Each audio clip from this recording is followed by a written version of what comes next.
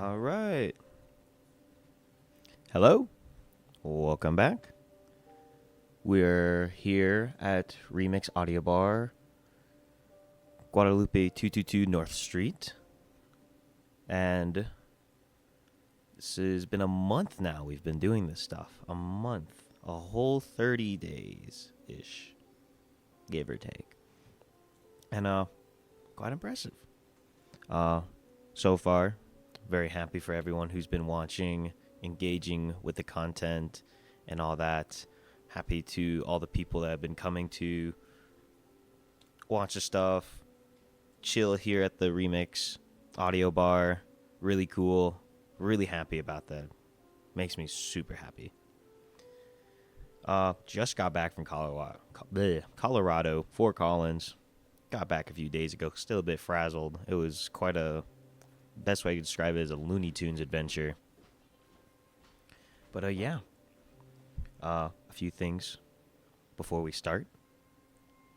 First off, of course, Fridays, Saturdays, and Wednesdays, dinner service, 6 to 10 p.m. here. Live DJs, events, ramen bowls, rice balls, all that. Tons of drinks. Every time I come here, I get the Dark Side of the Moon. It's my favorite drink in all of Santa Fe. Gets a kick to my day and gets me ready and awake for this. Another thing. I help run an open mic. Or I bartend over at Cakes Cafe. It's on Galisteo Street. Near downtown. We're right next to the Pantry Rio. From 7 to 11 every Wednesday night, we do an open mic. Bring your music, your poetry, your writing, your rap, your comedy, anything. Stage is open for everyone. We do it every week. Or we also are looking into getting vendors.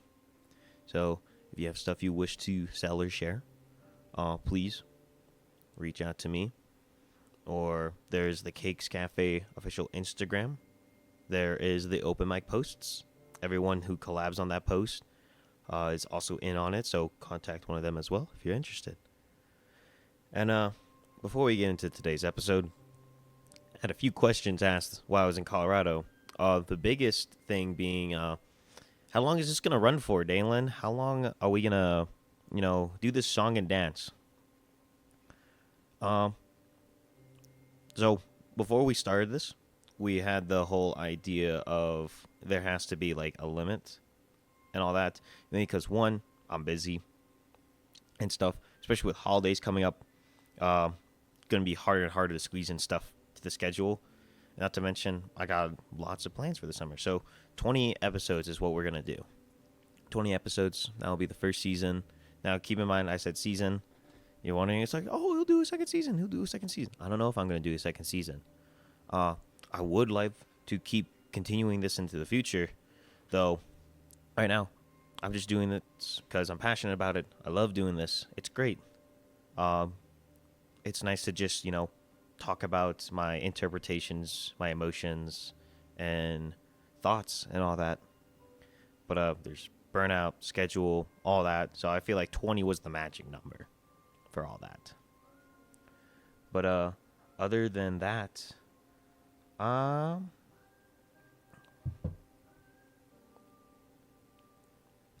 setting the ground for this episode, going to be a bit of more personal. How would I say it? Not like, how did I describe it? I'm going to be talking about myself, but more of like the history of myself. Dating back to my parents, growing up as a little kid, and such. Nothing more analytical interpretation. Sorry. That will be done this episode. So, inspiration, foundation, and connection. The three shuns.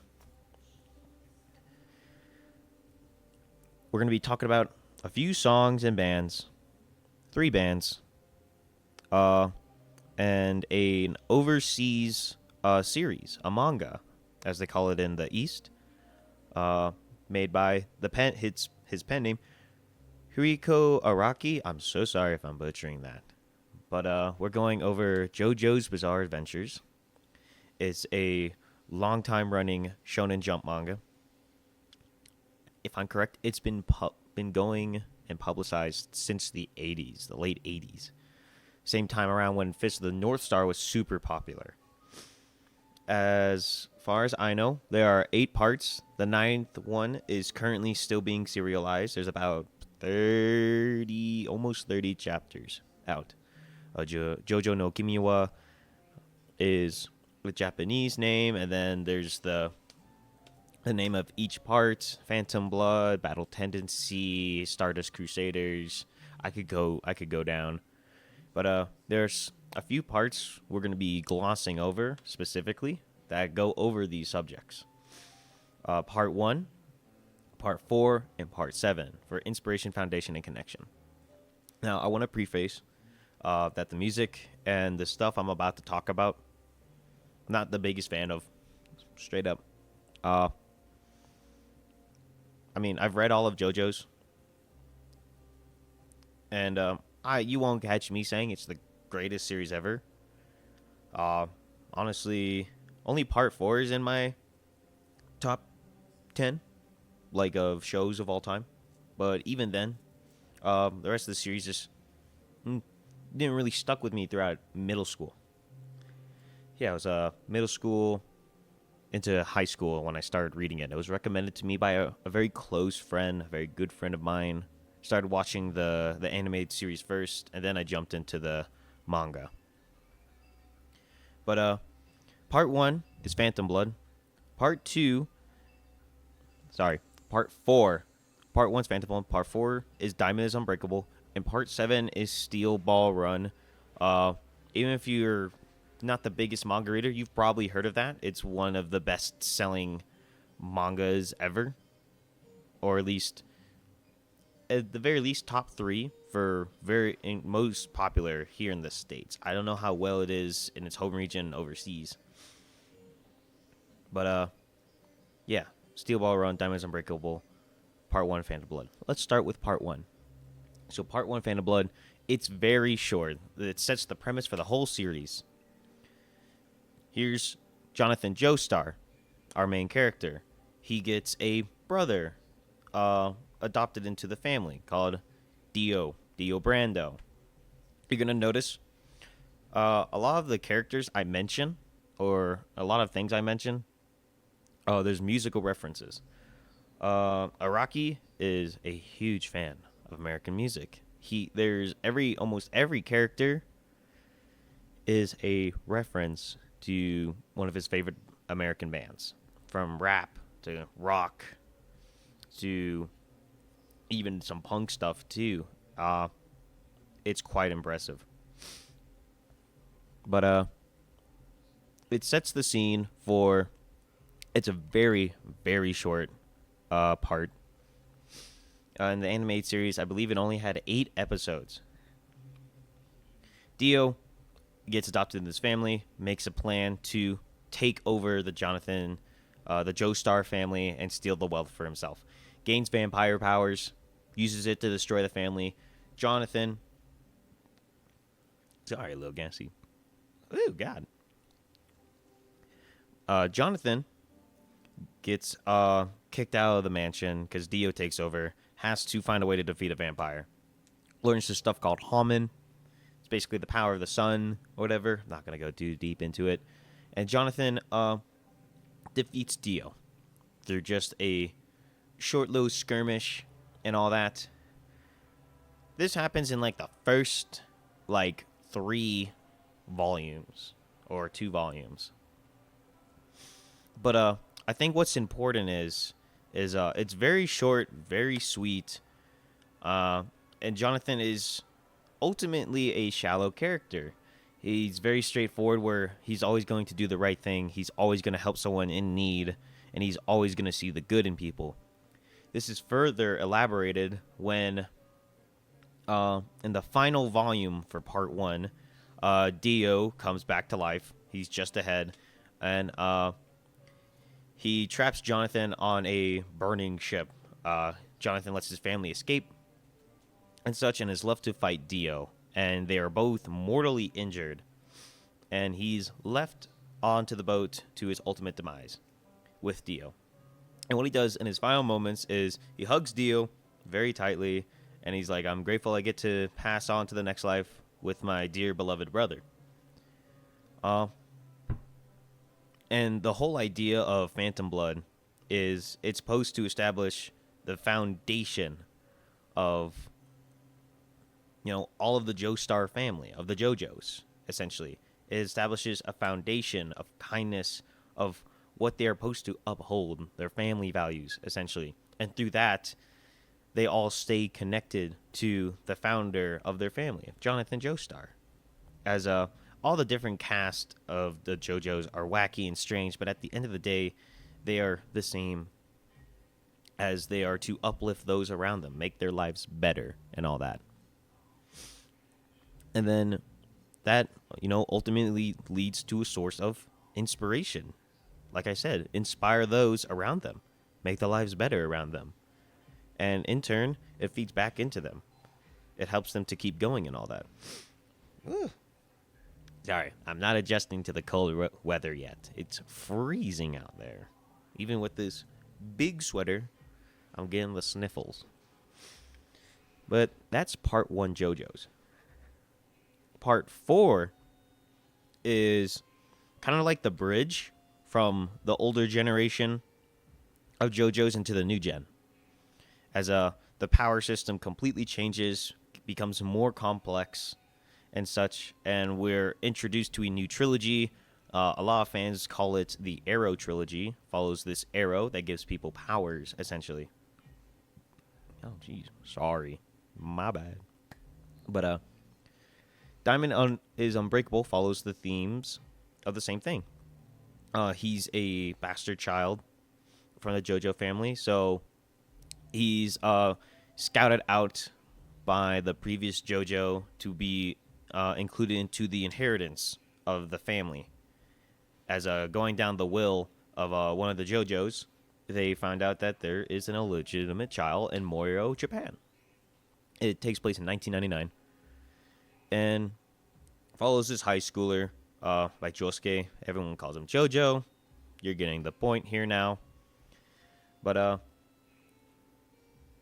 I really, really like this part specifically, mainly because there's tons of references to a lot of bands I like. One of them being Pink Floyd.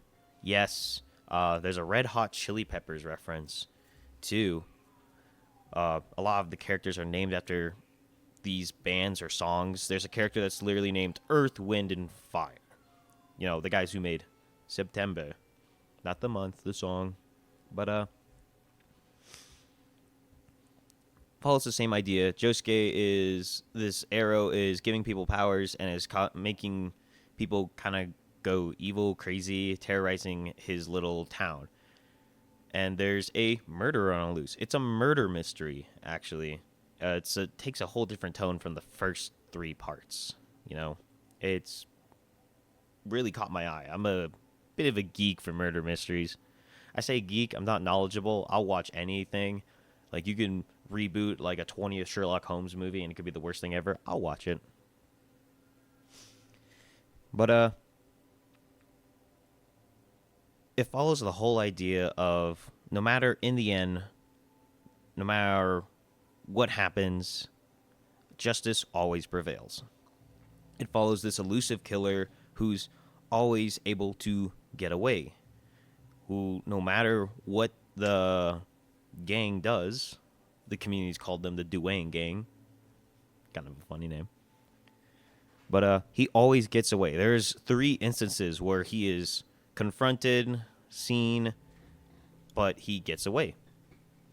But no matter what, the team keeps chasing him, finding him, defeating him, thwarting him, until the very end, where they're finally able to bring him justice and avenge all the people that he has murdered, brought their demise to, and all that.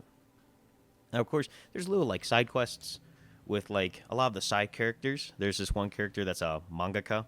He starts out as a bad guy, gets beaten up by the Duane Gang, and ends up becoming one of the coolest characters I've ever seen.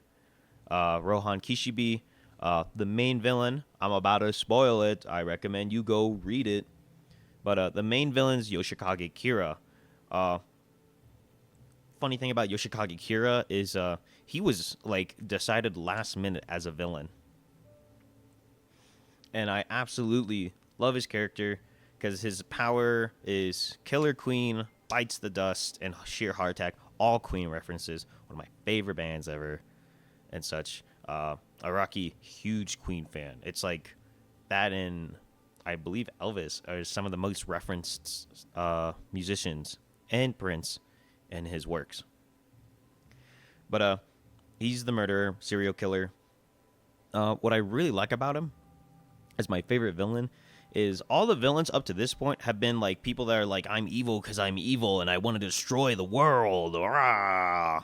No one can be happy. I hate everyone. And then we get to part 4, and it's just this guy who's just, I want to live a quiet life. I go to bed by 8 p.m. I always have a warm cup of milk. I do 15 minutes of stretches before I go to sleep. Go to work. I don't smoke, but I occasionally drink and such. I just want to live a quiet life. And by living that quiet life, he also kills people. But it's strange because his introduction is one of the best I've ever seen in a series. Because it's just the whole idea is just, I'm just trying to be a normal person with the circumstances I have and all that. It's a paradoxical, relation. Because everyone could say it's like, yeah, I want to live a quiet life too. I want to be in bed by a certain time. I want to do certain things. I go to work and all that. And it's just so interesting to me, It's not a complex villain at all. He is evil just because he's evil. It's not that deep, but it's quite impressive. All right. Part 7, Steel Ball Run. This takes set in a new universe, basically kind of a reboot of the series, where we have Johnny Joestar. I'm gonna just gloss over this real quick, but I believe it was last episode where we talked about flaws. No, this was the second episode, the Scott Pilgrim episode. We talked about flaws and how it's my favorite trope is the flawed protagonist. Johnny is the same thing. What I took about the first 2 parts I was telling you about, part 1 and 4, reverse that. Johnny is an awful person. He's selfish. He does nothing for those around him. He uses others for his benefit. He is a teen prodigy, horse racer, rider, or whatever. This takes place in the Wild West in, I believe, the 1800s. There's a huge race that happens, but it's a cover-up to find these corpse parts that can bring about miracles. He wants to find these parts as he's paraplegic. He was crippled in an accident. So he goes on this race to find these corpse parts to get use for his legs back, essentially. But he meets a bunch of people that help him on his quest. But these people that he considers very close friends, when his push comes to shove, he betrays them, uses them, sacrifices them as a way to ultimately benefit himself. And this is mirrored with the main villain, Phony Valentine, who is the president of the United States of America, who wants these parts and all that solely as a means to help the state, help the citizens, help everyone in need. Being like, if I don't get this, people are going to suffer. People are going to die. So I need to find these parts to bring a benefit to a nation of people who are in need of help, essentially. Great guy, outstanding gentleman, and, he kills, sacrifices people, all that, as a means to, to save many more lives. That's his, means. And he doesn't particularly enjoy the killing. He's very regretful, remorseful about it, but he believes in his cause so much, but he doesn't want to hurt people, but he has to. Johnny is the opposite. He's selfish. He wants it just all for himself. but the people around him work together to uplift him, make him a better person. And ultimately, by the end of the series, he does a whole 180 as a way of trying to come back from it, grow as a person, and do that.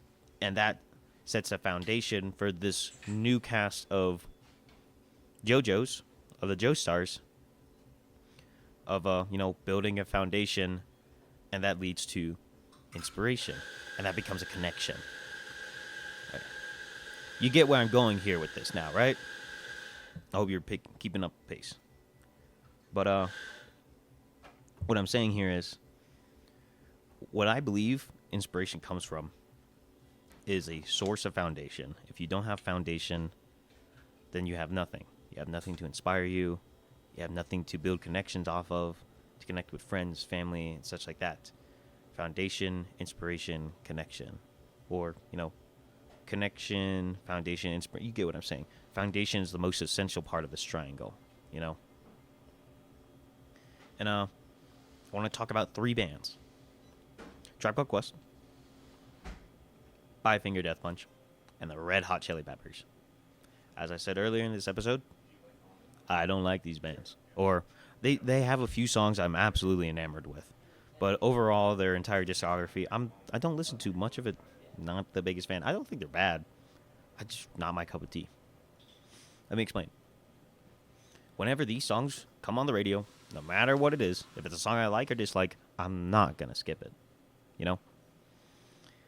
I don't listen to a lot of music for the noise, the instrumentals, the lyricism, the band members, the history behind the albums, the studio production, what movies they were in, what soundtracks they're used for. I listen to it because it makes me feel a connection. What do I mean by that? Red Hot Chili Peppers, my mom's favorite band. It's an incredible band. Five Finger Death Punch and Tribe Called Quest. These 2 bands, not the biggest fan of. They recommended to me by my dad. I grew up listening to these guys as well. But I genuinely don't think I would have been as much into music and writing and comics if it wasn't for those 2 bands. Right? Where does that leave Red Hot Chili Peppers? I would not have been born if it wasn't for Red Hot Chili Peppers. So, I kid you not when I say I feel like I owe my life to this band. Because if it wasn't for Red Hot Chili Peppers, my mom never would have gotten an interest in American culture. She never would have entered a contest to see them live in the States. She never would have gone to America from winning that contest. Never would have met my dad. And I never would have been born.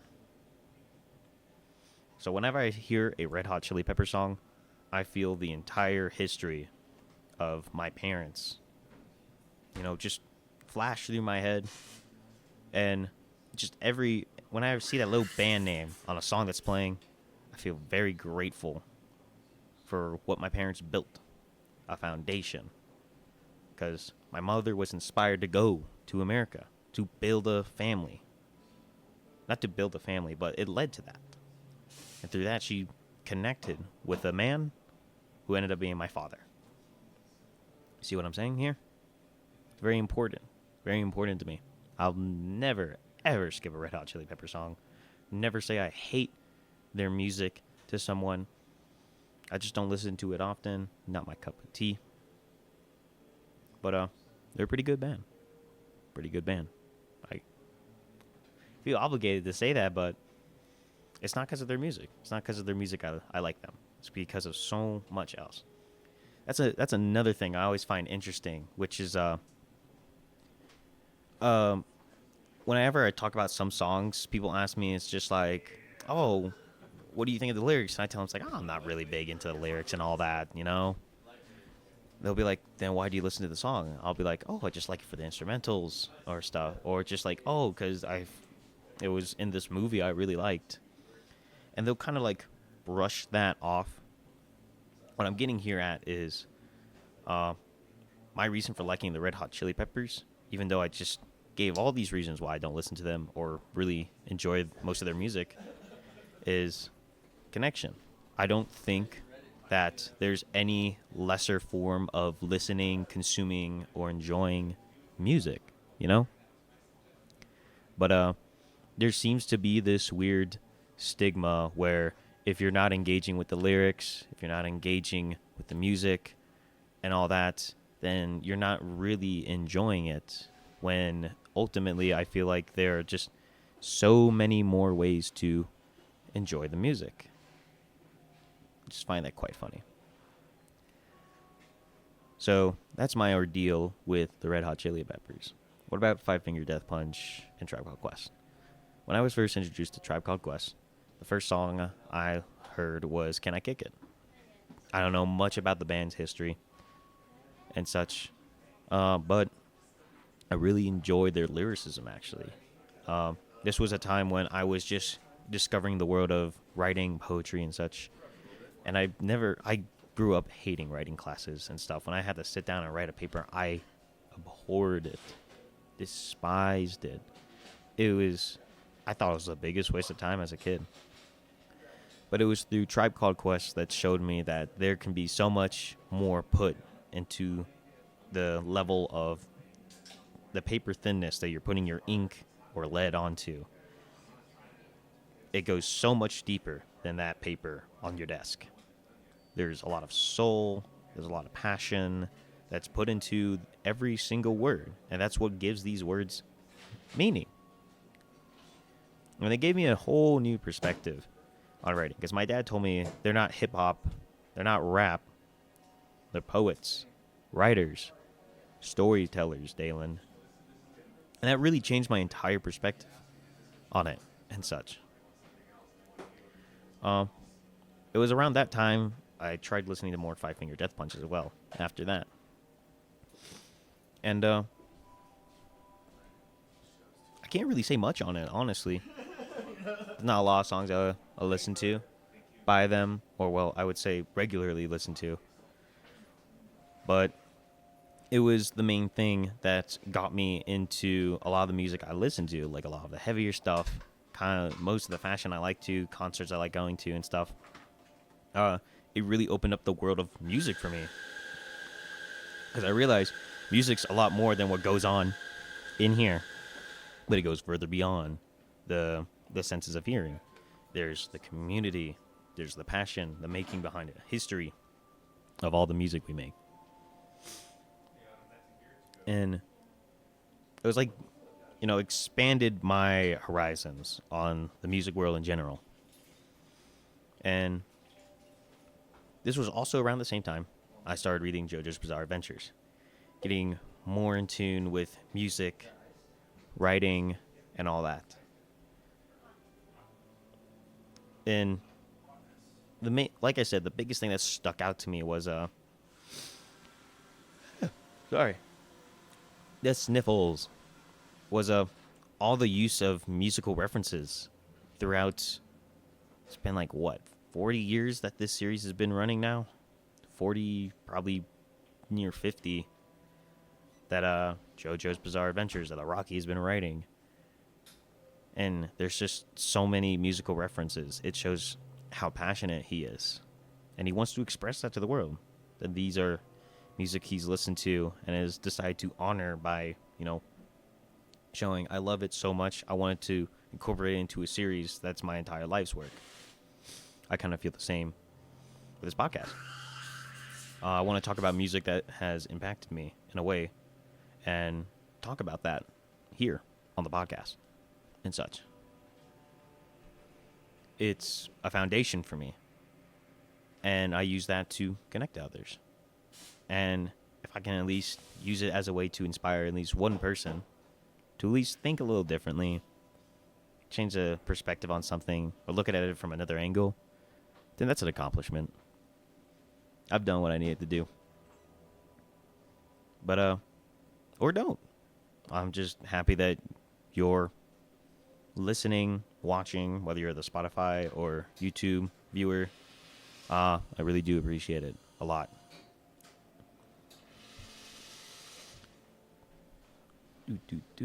Sorry. Got back from Colorado, and I was supposed to work on the script when I got back. However, on the way there, lost my journal, disappeared. I got back, began unpacking, I was like, okay, I can finish it before I get to today's episode. Lost the journal while unpacking. I only found it this morning with the very few notes I took. So I had to do everything on my phone right here, which is why you just see me just. That's another question someone actually asked. While we're on the subject, just gonna answer that real quick. Why do I always have my phone and journal out? Do you follow a hard script or anything? No, actually. What I do is I divide it into sections, essentially. The whole idea of sectioning this stuff off is for one of two things. One is because I don't like the idea of a hard script. I don't like committing to conversation word for word, because I want this to feel like a conversation, a one-sided conversation. You're sitting down and listening to me to go on strange tangents and such about stuff that are like, whoa, I didn't know this was a band. I didn't know they had sound. That's crazy. And such. I just don't like the idea of trying to make it so strict, because sometimes I go a little bit out of the subject I'm talking about just to like chime in with something like I'm doing right now. The second idea is, going back onto what I said, is to help me keep it within a bubble of subject and such. By keeping it in this bubble, I don't stray onto subjects that are unrelated or don't benefit the episode at all and such. So I keep it here as a visual reminder for such things and all that. But yeah. Closing thoughts. JoJo's Bizarre Adventures, Tribe Called Quest, Five Finger Death Punch, and Red Hot Chili Peppers. Read them, listen to them all. I highly recommend it. Like I said, it's not my cup of tea, but it might be life-changing for someone else. That's just the way music is. Just a single song can make someone want to travel, crawl, walk across to the other side of the world and do something life-changing. A simple song reference and a piece of writing you can make can lead to inspire an entire generation of people. And just talking about it can help you think about things a little better and such. That's all. Things for next week's episode. Next week's episode is going to be a bit more analytical. It's going to be more about the idea of space, storytelling, and all that and such. But you'll get it when I get to it. I'm going to be talking about a music genre in general, and one of my favorite comics I read in high school by I would say local artist and writer. They live up in Albuquerque, or they were staying in Albuquerque for work for a while. I haven't kept up with much of his stuff, just been reading it. But next week's episode will be about storytelling and space and such. And then for all that, I'll be leaving us off with a music recommendation, as always, an album. For the idea of lineage, connection, inspiration, foundation, I feel like it's just best to recommend an album that's been inspiring to me. It's the Moving Out album by Phone Boy. Nothing much about the idea of foundation, but it goes over some themes of wishing to connect, reconnect. And a lot of that music has been inspirational to me, especially this past year as well. It's been something very big for me. So I feel like that's a very appropriate album to recommend. So with that, that's the end of episode 4. And to leave you off on something is, when you listen to a song that you're not really a big fan of, think about it a little more. Because there's a reason why if a song comes on we don't like, but we don't skip it, you know? Y'all have a great one. Ooh. I gotta